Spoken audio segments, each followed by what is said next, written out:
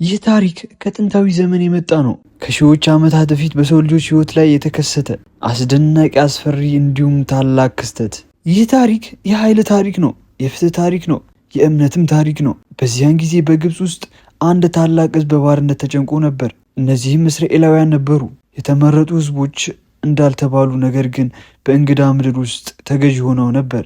ቀንና ሌሊት በከባድ ስራ ይሰሩም ነበር። ቤቶች ይገነቡ ነበር፣ ከተሞችም ይገነቡ ነበር። በፀሐይ ሙቀት ይቃጠሉም ነበር። የእነርሱ ጩኸት ወደ ሰማይ ደረሰ። ከዚያም በኋላ በዚያ ምድር ላይ ያልተለመደ ነገር መታየት ጀመረ። ውሃ ወደ ደም ተለወጠ። ምድር በእንቁራሪቶች ተሞላች። ጨለማም ለ3 ቀን ምድርን ሸፈነ።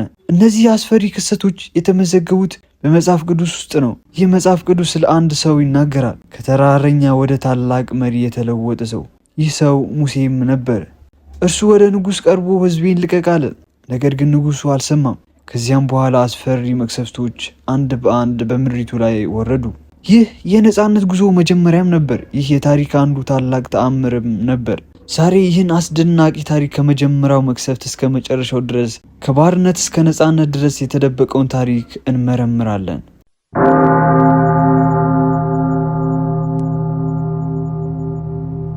ውድና የተከበራችሁ የኦርቶዶክስ ቲቪ ቤተሰቦች፣ እነሆ አብረን ብዙ ተጉዘናል። ቻናላችን 100,000 ሰብስክራይብን ለማስገባት የያዝነውን ዘመቻ እንድትቀላቀሉ፣ አገልግሎታችን ተደራሽ እንዲሆን ከጎናችን እንድትሆኑ በትህትና እንጠይቃለን። በስመ አብ በወልድ በመንፈስ ቅዱስ አሐዱ አምላክ አሜን። እስራኤላውያን በግብፅ በጣም ብዙ ነበሩ። እነርሱ ቀንና ሌሊት በከባድ ስራም እየሰሩ ያሳልፉ ነበር። ቤተ ክርስቲያን የሚመስሉ ከተሞች፣ ግንቦች፣ መጋዘኖች እንዲሰሩም ይገደዱ ነበር።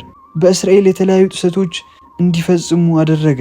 ሕዝቡ የስቃይና የሰቆቃም ጊዜ አሳለፈ። በዛን ጊዜ አንድ ሕፃን ተወለደ። እርሱ ሙሴ ነበር። እርሱን እናቱ ከንጉሱ እጅ ለማዳን በወንዝ ላይ በታናሽ መርከብ አስቀመጠች። ሕፃኑ ከአንጸባራቂ ነገር እንዲጠበቅ አደረገች። ይህ ታሪክ እስራኤላውያን ከባርነት ለማውጣት የመጀመሪያ አንድ ጥሩ መግቢያም ነበር። ከብዙ ዓመታት በኋላ ሙሴ በምድረ በዳ ሲኖር በእሳት ያልተቃጠለ ዛፍ አየ። ይህ ዛፍ ሕይወት እንደሌለበት ሆኖ ነገር ግን የሚያየው አስደናቂ ምልክት ነበር። በዚያ ላይ የሚመጣ ድምፅ ነበር፣ ሕዝቤን ከባርነት አውጣ። ሙሴ አንድ ቀን ተስፋ ሰነቀ። ከወንድሙ አሮን ጋር ተመለሰ። ከእርሱ ወደ ንጉሱ ሄዱ። ሕዝቡም እንዲፈታ ጠየቁ። ነገር ግን ንጉሱ ልቡ ከበደው፣ እናም አልፈታቸውም አለ። ሙሴ አደጋን አልፈራም፣ የእምነት ኃይልንም ተጠቀመ። ከንጉሱ ጋር የቀጠለው የታላቅ እርምጃ ለሕዝቡም አሳየ። ይህን ጊዜ ከተማዎች፣ ግንቦች፣ መጋዘኖች ላይ የሚመጡ አስፈሪ መቅሰፍቶች መንገድ ቀጠሉ። ከዚህ በኋላ የናይል ወንዝ ታላቅ ለውጥ አጋጠመው። ውሃ ወደ ደም ተለወጠ።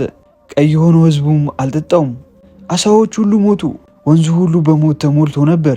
ግብጾች ሰዎች እጅግ ተጨነቁ፣ እንደ ዘመናቸው አልተሳለቁም። ሕዝቡ በከፍተኛ ጭንቀት ውስጥ ገባ። ሕይወት የተከለከለ መልክ ነበር። ሁሉም እንደ ወጣቶች ተፈጥሯል። ንጉሱ ይህን ማስቆም አልቻለም። ሕዝቡ ልቦና ወደ ጭንቀት ተቀየረ። እነዚህ ከቀድሞ ከተመዘገቡት መቅሰፍቶች የመጀመሪያው ነበር። ከዚህ በኋላ የሚመጡ መቅሰፍቶች በምድር ላይ ቀጥለዋል። ምድር ሁሉ በእንቁራሪቶች ተሞላች። ቤቶች ውስጥ፣ መኝታ ቤቶች ውስጥ በምግብ ላይ እንኳን ተገኙ። ሕዝቡ በጣም ተጨነቀ። እንደ ድሮ አልተሳለቁም። ንጉሱ ተስፋ አደረገ። እነዚህ ካስወገድክ ሕዝቡን እፈታልሃለሁ አለ። ነገር ግን እንደገና አልፈታቸውም። እንቁራሪቶች በምድር ሁሉ አጥለቀለቁት።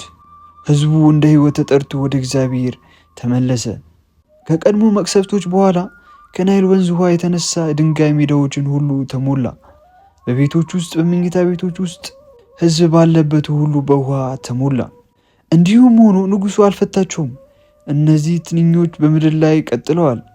ሕዝቡ ሕይወቱን መምራት በማይችለው መልኩ ተቋርጦ ነበር። እንዲሁም ሌላኛው መቅሰፍት ቀጠለ። በዛን ጊዜ አውራ ምድር ላይ ተገኘች። አንድ ባህር የሚያነክር ኃይል እንደተሞላም ነበር። አንበሳ ከአውራ ጋር ተገናኘ። ሕዝቡም እንዲያውቅ የሚያስፈራ ክስተት ተፈጠረ። ንጉሱ ሕዝቡ እንዲቆጣ አስተዋጽኦ አደረገ። በጣም የሚያስፈራ አንበሳ በሕዝቡ ላይ እንዲገኝ ተጠብቆ ነበር። ሕዝቡ በከፍተኛ ጭንቀት ሁሉ ይጣራል። በሕይወታቸውም ተስፋ የቆረጡ ይመስሉ ነበር። በኋላም እስራኤላውያን በእረፍትና በጽናት ተወጡት። ከናይል እንቁራሪቶችና ከድንጋይ መቅሰፍቶች በኋላ ህዝቡ በግብፅ ምድር ላይ እንደተረፈ ተገኘ። የተራራዎችና ከጫካ እስከ ከተሞች ድረስ የተለዋዋጭ ምልክቶች ተገኙ። ህዝቡ በከፍተኛ ትዕግስትና በጽናት አለፈ። ንጉሱ አለመታመኑን ቀጠለ። ነገር ግን እስራኤላውያን ጽናትና ኃይል እየተረዱ መጡ። በዛን ጊዜ ህዝቡ በእምነት የተሞላም ነበር። የህዝቡ መንፈስና የህይወታቸውን ኃይል በግልጽ ምልክት ያሳያል። በናይል ወንዝ ውስጥ የቀደሙት መቅሰፍቶች ምልክት ከፍተኛም ክስተት ፈጥረዋል። እንቁራሪቶችና የድንጋይ መቅሰፍቶች በህዝቡ ላይም ተገኙ።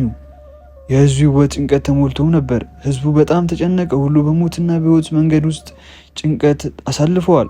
ንጉሱ የእስራኤላውያን እምነት ሊያደናቅፍ ፈለገ። በጣም ኃይለኛ መንፈስ እንደሚያመጣም ተመለከቱ። ህዝቡ በጭንቀት ተጨነቀ።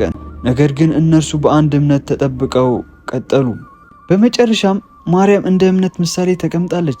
በተራራዎችና በከተሞች ዘንድ ህዝቡ ስለ እምነት ትምህርት ይሰጥም ነበር። በዚህ መንገድ እስራኤላውያን ከባርነት በኋላ ህይወታቸው እንደገና ያስተናግዳሉ። ይህ ታሪክ በምድር ላይ ከተፈጸሙ ታላላቅ ክስተቶች አንዱም ነበር። እስራኤላውያን በግብፅ ባርነት ተጨንቀው ቢኖሩም ከንጉሱና ከመቅሰፍቶቹ ፍጹም ተጠብቀዋል። ይህ ታሪክ ከጥንታዊ ዘመን ጀምሮ እስካሁን ድረስ ህዝቡ እንዴት በእምነትና በጽናት ኃይል እንደተጠበቀ ያሳያል። እኛም በዚህ ታሪክ ላይ ተማሪ ሆነን በእምነታችን እንዴት ማለፍ እንዳለብን ያስረዳናል። ለዘላለሙ አሜን።